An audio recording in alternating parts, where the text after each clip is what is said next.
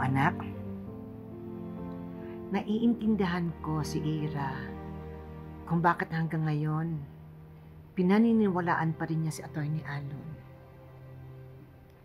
Kasi umaasa pa rin siya na nagsasabi ng totoo si Atty. Alon.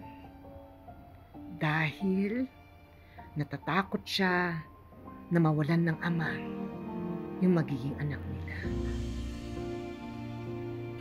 Pero papanigan pa rin kaya niya si Atty. Alon kapag na-realize niya na minamanipula siya,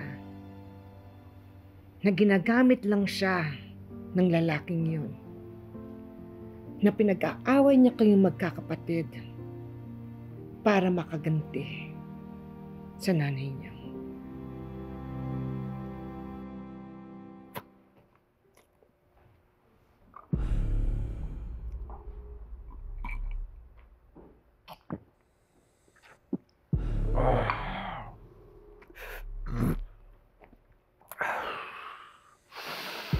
Mahayop ka, Lilet.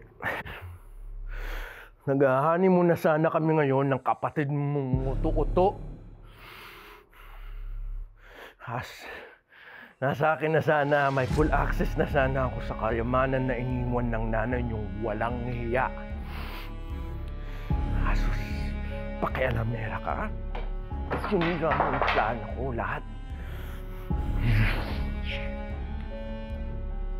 Sinira mo lahat.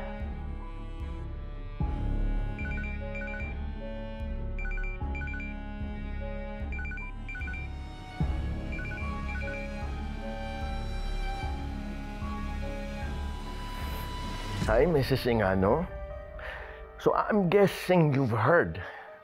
I just want to make sure na hindi ka nangungumpisal sa mga pulis.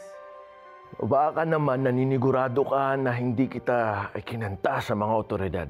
That's exactly what I want to hear.